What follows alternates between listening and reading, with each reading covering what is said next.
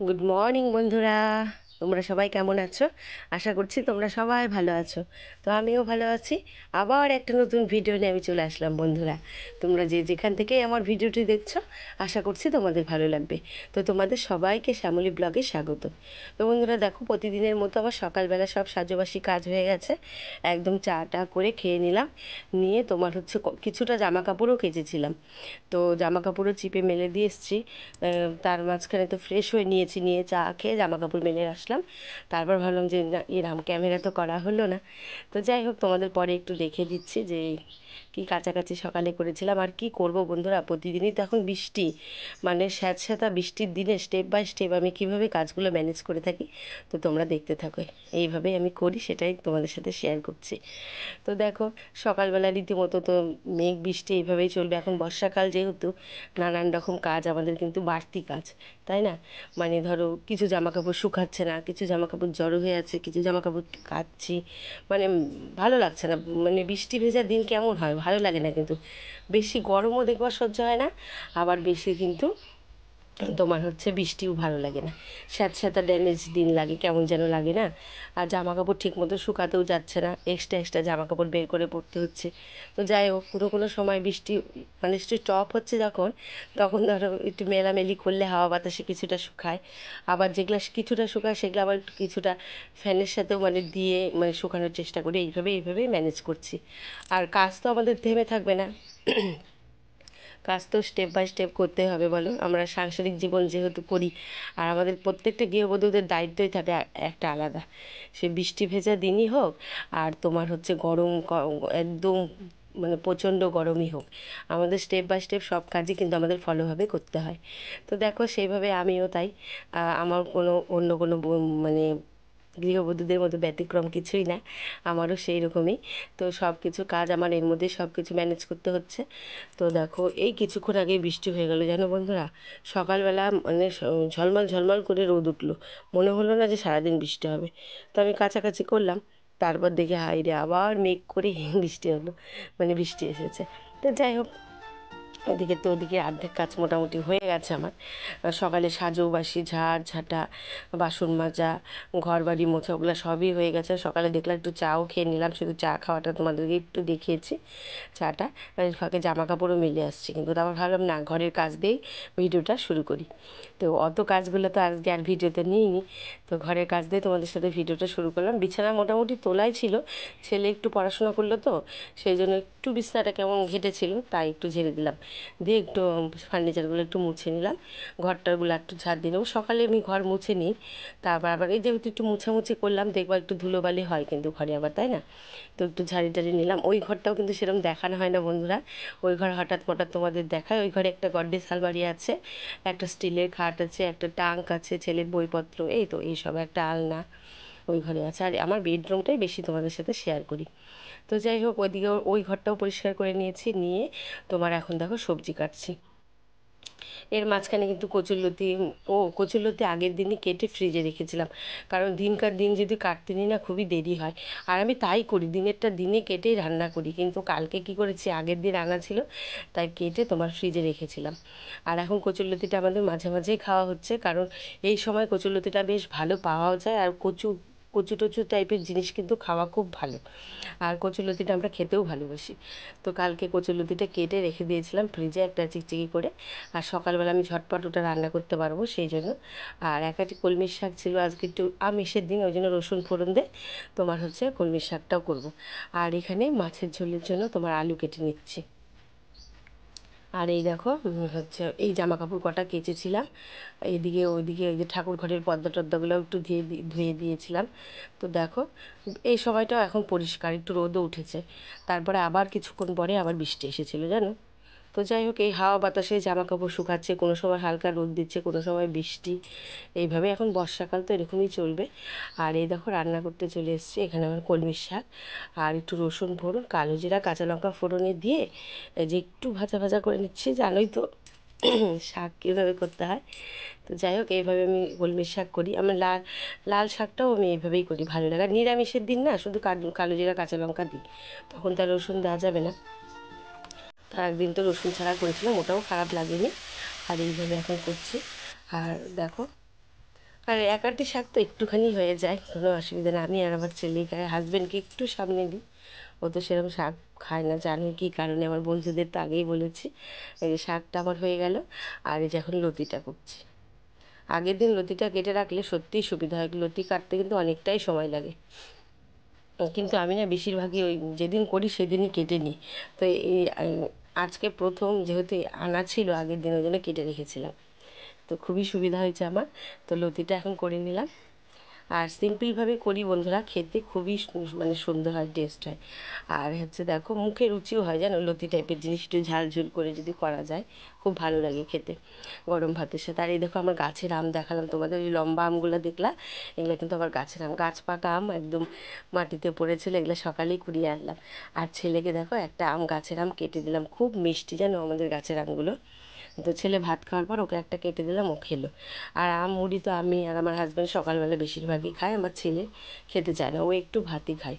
আর ওই জন্য ওকে বললাম তুই একটা আম খা। আর কিছুটা আম দেখলাম পাশে, ওগুলো কিন্তু কেনা আম। তো এখন তো আমের সিজন, এখন আম খাওয়াটা চলছে, আর কয়েকদিন পর থেকে তো আম পাওয়া যাবে না। মানে এখন যেহেতু সিজন চলছে সেই জন্য আমটা এখন ভালোই খাচ্ছে। আর ফলের মধ্যে না আমটা খুব পছন্দও করি।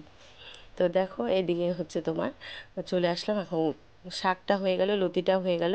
এখন তোমার বাটা মাছ করবো। বাটা মাছটা এত সুন্দর এনেছে, বাটা মাছটা খুব টাটকা এবং ভালো।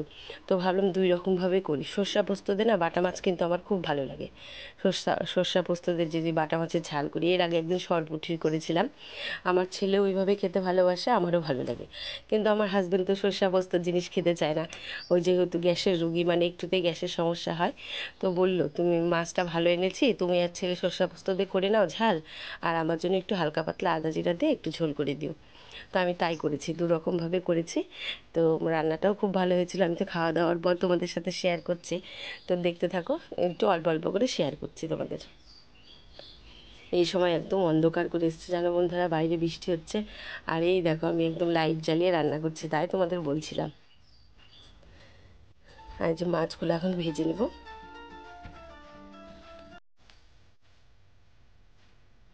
আর অনেক কথাই আছে, তো দুবেলা একদম দুই রকমভাবে রান্না করলে আমার হয়েও যাবে। সেই জন্য হাজব্যান্ড ওইভাবেই এনেছে, যে ওরা তো জানে সর্ষা পোস্ত খেতে ছেলে আর বউ ভালোবাসে, সেই জন্য ওই সেইভাবেই নিয়ে এসছে, যে তুমি এইভাবে বানিয়ে নাও আর আমাকে এইভাবে বানিয়ে দিও। তো সেভাবে আমি করলাম। আর তোমরা তো জানো বন্ধুরা, আমি পাটা দিয়ে মশলা করেই খাই, মানে শিলনোড়াতে। আর পাটার মশলা দেখবা খাওয়ার একটা টেস্টই আলাদা, তরি তরকারি, তাই না? তো দেখো এখানে পোস্ত নিয়েছি পাটাতে, আর একটু সর্ষা না ধুয়ে নিলাম ছাঁকনিতে। ধুয়ে নিলে সর্ষাটা কিন্তু একদম ফ্রেশ পরিষ্কার হয়ে যায়, একটু হালকা যেহেতু ধুলো থাকে। আর এখানে লঙ্কা, পোস্ত আর সর্ষা এই যে পেস্ট করে নিয়েছি, একটু কিন্তু লবণ দিয়ে রেখেছি। না হলে না, লবণ দিয়ে যদি না বাটা যায় তাহলে কিন্তু তিতা করে, মানে তিতা তিতা হয়ে যায় সর্ষাটা। তো আমি একটু লবণ দিয়ে বেটে নিই। আর এখানে দেখো আলু, আমি তো জানোই যে কোনো তরকারিতে এই যে সর্ষা পোস্ত ঝাল হোক একটু আলু দিতেই হয়, তো একটা আলু দিয়েছি। মানে একটু আলু দিয়ে ভাতটা মেখে খেতে না ভালো লাগে, মানে আমার ছেলেও আলু ছাড়া ভালোবাসে না, আমারও না। তো একটু আলু, ওই জন্য একটা ছোটো দেখে মোটামুটি একটা মিডিয়াম দেখে আলু দিয়েছি। আর এই দেখো একটু সর্ষা পোস্ত দিয়ে ঝাল যেভাবে করে সেভাবে করে নিলাম। এখন হচ্ছে, আর হাজব্যান্ডের জন্য ওই ওই পাতলা ঝোলটা করে দেবো আদা জিরা বাটা দিয়ে। দুই রকম তরকারি খুব ভালো হয়েছিল খেতে। আর মাছগুলো খুব টাটকা, তো মাছ যদি ভালো হয় দেখবার যে তরকারিটা তুমি, আর করি তো অবশ্যই ভালো করে করারই চেষ্টা করি। আর ভালো হয়, মাছ ভালো হলে না যে কোনো তরকারি খেতে টেস্ট হয়।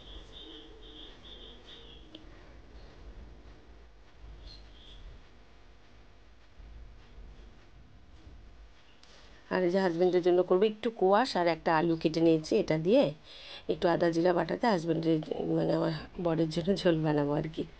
এই দেখো সর্ষে পোস্ততে বাটা মাছের ঝাল আমার হয়ে গেল। আর হচ্ছে আর একটা ছোট্ট মশলা করে নিব হালকা করে, এটা হচ্ছে এই যে পাতলা ঝোলটা যে করব, তো সেটা খাবে। এই দেখো বাটা মাছের ঝালটা আর একবার দেখালাম তোমাদের, দেখতেও কিন্তু ভালো হয়েছে, খেতেও ভালো হয়েছে। আর এই যে একটু কোয়াশ ছিল তো ঘরে, কোয়াশ দিয়ে আলু দিয়ে এই ঝোলটা করে দিচ্ছি। এই ঝোলটাও খেতে ভালো হয়েছিল, আমি দুটাই একটু একটু করে খেয়েছি। আর বাটা মাছটা দিয়ে দুবেলা খেয়েছিলাম, আর এই ঝোলটাও একটু ট্রাই করে দেখলাম, এটাও খুব ভালো হয়েছে।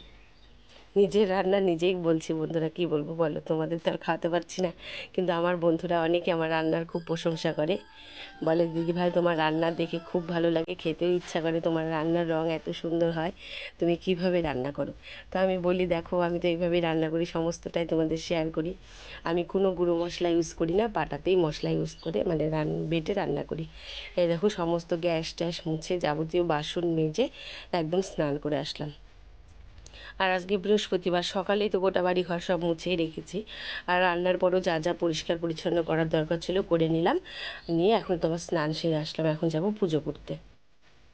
পুজোটা একটু শর্টকাটই তোমাদের দেখাবো, কারণ পুজোটা ডিটেলসে দেখাতে গেলে ভিডিওটা অনেক বড় হয়ে যাবে, সেই জন্য একটু শর্টকাটে দেখাবো। আর এখানে একজন বন্ধুকে লাইভে সময় দিচ্ছিলাম, আর আমি আমার কাজও করছি।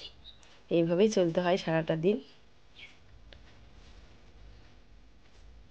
সব দিকেই মানে তাক রেখে কাজ করতে হয়। তো দেখো বন্ধুরা, এদিকে তোমার হচ্ছে আমার সিঁদুর পরে নিলাম, একটু মুখে ক্রিম দিয়ে নিলাম। এখন তো হাতে পায়ে সেরকম ক্রিম দিতে হয় না, যেহেতু গরমের দিন, আর মুখে একটু সারাদিন পর একবার দিই।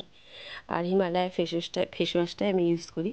সেভাবে যত্ন তো নিজে নিতেই পারি না, হ্যাঁ পরিষ্কার পরিচ্ছন্ন থাকতে হয়, সেটা তো অবশ্যই থাকি। আর এই যে একদম হয়ে গেল মাথাটা হাত ঠান্ডা, চলো এখন যাই একটু পুজোটা করি নি। তো তোমাদের অল্প করে পুজোটা দেখিয়ে দিচ্ছি। এই দেখো আলপনা দিয়ে নিয়েছি মা লক্ষ্মীর সামনে, আমি এটা তো মা লক্ষ্মী পুজোর দিন মানে বৃহস্পতিবারের দিন মা লক্ষ্মীর সামনে কিন্তু আমি একটু আলপনা দিই। তো দিয়েছি, আর এখানে ঘর সাজিয়ে নিয়েছি পান সুপারি ফুল টুল ধান দুব্য দিয়ে। আর মা লক্ষ্মী কিন্তু আমি নৈবেদ্য দিই, মানে নৈবেদ্য মানে তোমার আতপ চাল দিয়ে, গোবিন্দভোগ চাল দিয়ে 5টা করে নৈবেদ্য দিই, কলা দিই। এটাই আমরা লক্ষ্মীবারে মাকে দিয়ে থাকি। তো এইভাবে দেখো মার পুজোটা করে নিলাম, মা লক্ষ্মীর সমস্ত দেবতারই করলাম, তো মা লক্ষ্মীর পুজো যেহেতু বৃহস্পতিবার তাই তোমাদেরও একটু দেখিয়ে দিলাম, একটু হালকা করে পুজোটা শেয়ার করলাম তোমাদের। তো বন্ধুরা পুজোটা দেখাতে দেখাতেই ভিডিওটা আমি প্রায় শেষের দিকেই। হ্যাঁ তোমরা সবাই দেখে ভিডিওটা বলো কেমন লাগলো তোমাদের। আর তোমরা কিন্তু সবাই আমার পাশে থেকো, তোমাদের পাশেও আমি আছি, এতটুকু শিওর যে এই দিদিভাই কিন্তু তোমাদের সাথে ফুলফিলভাবেই আছে। তো দেখো বন্ধুরা ভিডিওটা কেমন লাগলো তোমাদের আমাকে জানিও। তো এখানে পুজো দেখিয়ে ভিডিওটা শেষ করছি, আর একটু আছে দেখে নাও। টাটা বন্ধুরা, আবার একটা নতুন ভিডিওর সাথে দেখা হচ্ছে, টাটা।